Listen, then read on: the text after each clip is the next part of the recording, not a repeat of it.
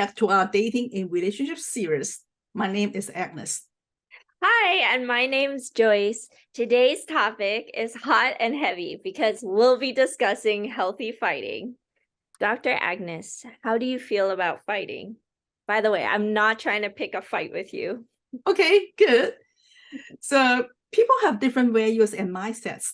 So we are bound to have disagreements. Mm-hmm. Sometimes intense self-expressions can come across like an argument. However, I don't think couples should get into physical fights or emotional abuse ever. Yes, I agree. So what you're saying is that fighting will inevitably happen in relationships. It's just a matter of whether it's healthy or unhealthy, right? Yep. I think some couples have mellow personalities and also share the similar values. Even though they may have some disagreement, but they never get into any intense fighting. But in most cases, disagreements are not easy to navigate. So it's important for us to learn how to listen and communicate effectively. Yeah. And what about people who don't communicate and they avoid fighting instead? What do you viewers think? Is avoidance a good idea? So how about we start by taking a look at why people avoid fighting in the first place? So there are so many reasons. Some of the main reasons for avoiding is because they are afraid of rejection or losing their partner. We will discuss more reasons later in this video, so stay tuned. Yes, absolutely. We'll also share some tips and helpful tools to better navigate these conflicts. Let's take a look at an everyday scenario where conflicts can easily happen with miscommunication or unrealistic expectations. For example, choosing where to eat.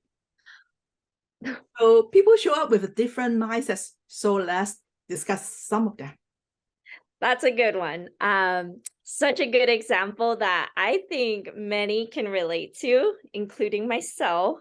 Okay, so first, let's talk about the people-pleasing mindset. Okay, and this is just like not being direct. For example, this person may have lots of ideas, but want to please their partner, so they don't say what they want. They suppress their own needs, and in the long run, they start feeling neglected because their partner doesn't know their needs, and so their needs are not being met. The second one is mind reading. So in their mind, they will think, if you love me, you need to know what I like. So either they know what they want, but they don't want to tell you, or they don't know what they want, but they're expecting you to read their mind. When the partner suggests options, they are not what they expected. They can feel disappointed and both begin to feel frustrated. Yeah, that's right. And third, we have a controlling or dominating personality. This person thinks, I don't care what you want, but I want what I want. And they minimize or brush away the partner's preferences and don't allow space for their input. This dynamic can cause people to fight back or even shut down. So in the long run, this can lead to a hostile environment. Yep, this one's tense. Number 4 is passive aggressive. So they know what they want, but they pretend they don't know. Sometimes they want to ask the partner just to be nice or give many hints to the partner to eventually choose what they want. This can result in distrust and confusion in the relationship. Yeah. And finally, we have the flexible and collaborative mindset. Now, conflicting views will still exist and frustrations are there, but this mindset can lead to a positive resolution. And I just want to preface that me and my fiance are not perfect when we have conflicts whatsoever, but we try our best, right? So for example, one time when my fiance and I tried to figure out where to go to eat by looking up Yelp, it took us quite a while to decide. So I noticed that I became more and more hangry as the time progressed. Eventually, we agreed on an Italian place and nobody got hurt. Then, as we pulled up to their parking lot, I saw an Asian supermarket. And I was reminded of their food court and the yummy hot soup. And I love hot soup. So I I love decided, hot soup too. yes, great. That's why we get along. So I decided to communicate by suggesting the Asian market instead. And my fiance, thank the Lord, he is, flexible enough to say, okay, at the last minute. And I believe that a fight didn't occur because there was communication and flexibility. Yeah, indeed. It is flexibility. So thanks for sharing your story. So that's the reason we support direct communication instead of avoiding. It's our responsibility to communicate our own need with a gentle attitude and learn the way to compromise. Yeah, that's so right. Then what about people who genuinely don't know what they want? So of course that happens.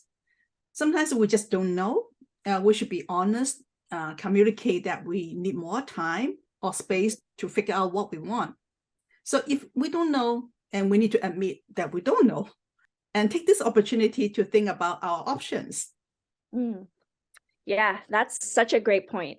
Also, one way to brainstorm can be making a list of what you don't like or what you would like to try in order to help narrow it down. We need to learn our own likes and dislikes so the decision that is made at the end can be more practical and reasonable. In addition to that, there's some communication tips that can reduce misunderstandings and intense fights. When you ask your partner to make suggestions, if you don't like it, you need to explain why you don't like it. But remember, don't attack the person. If you have something in mind and find appropriate time to suggest it, don't just suppress your ideas. We shouldn't place the entire responsibility to choose on the other person. Yeah, that's so right. And here are some additional tips. Be open to others' ideas and learn to be flexible. Sometimes the unexpected can happen in life, as we all know, and you'll need to make a decision right away according to what's available in front of you. And next, avoid blaming the other person and work as a team. It's not just about the food you choose to eat. It's about spending quality time learning about each other. The attitude you use to approach these issues is so important. And lastly, learn how to manage our own disappointments and see this really as an opportunity for growth. These are all great ways to fight healthily. One major way to reduce fights is to check if your expectations are realistic. Okay, so that leads me to this question. What are some ways to check if they are realistic? So I think you can ask yourself, so if my expectation achievable, does it have an appropriate time frame? Is this proper, ethical, or biblical? Does this align with both me and my partner's values? If this is useful, practical, or necessary? So how will this decision affect me, my partner, and people around us? These are just a few questions you can ask each other. We know being realistic is important, but people are allowed to have their own ideas. We still need to show respect to our partner's personal preference. Absolutely. And another question, what if their preference is not practical? Okay. If you can honor their desires, that would be great. But if not, you should still show empathy and respect their ideas. We want to avoid attacking people's ideas, gaslighting them, putting them down, or making them feel unsafe around you. So even you think their idea are not practical or you disagree with their values, you should still show empathy and try to understand why it's difficult for them.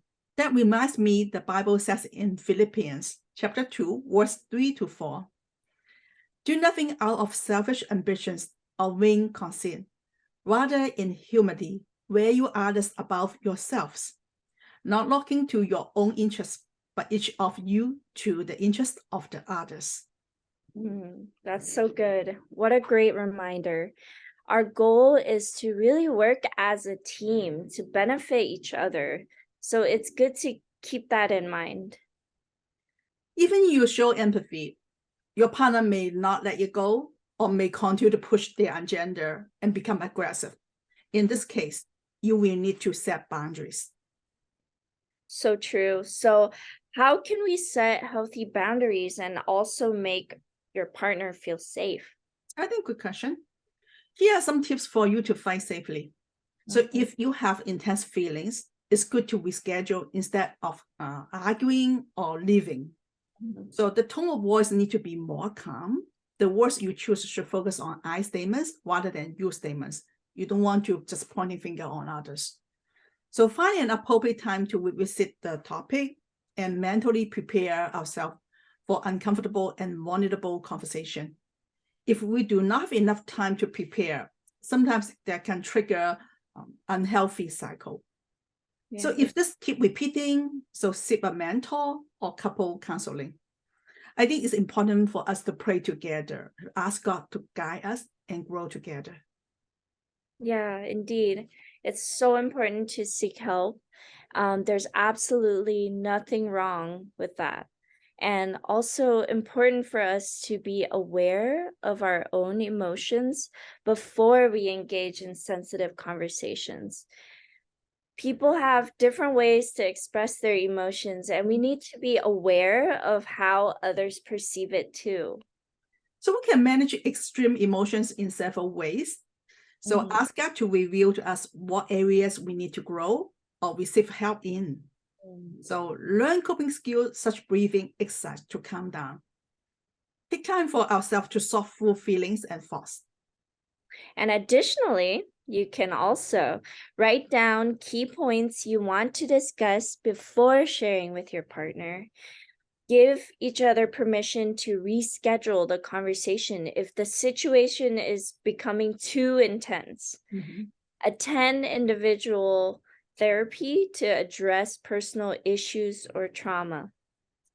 In the end, we need to remember a romantic relationship is not our entire identity. Sometimes we are not ready for an intimate relationship because we are not yet matured or we have undealt trauma.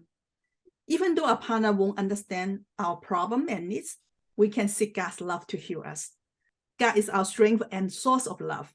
Our partner is there to offer support and grow together. We are not each other's fixer or saviors. Yeah, that's absolutely right. That's such a great reminder, Dr. Agnes. And also, for the Bible says in Psalms chapter 73, verse 26, my flesh and my heart may fail, but God is the strength of my heart and my portion forever. Joyce, I really like these Bible verses. We are not perfect, and we need God as our foundation to grow together. Yeah, I mean, I love it too. And wow, everyone, we covered a lot today. Indeed. Here is a summary of what we discussed. 1, identify unhealthy avoidance patterns or mindsets. 2, know your own needs and communicate directly. Be open and flexible in order to adapt to changes. Next, set realistic expectations. Learn to be empathetic. Create a safe environment for communication. Manage extreme emotional reactions. And lastly, finally, we are not each other's fixers nor saviors. God is our ultimate source of strength and love. In our 6th episode, we will talk about breaking up, when to break up, and how to say goodbye. I cannot wait. Wow. Okay, so please like and subscribe to get notified for our upcoming video. And we'll see you guys next time. Goodbye, everyone. Goodbye.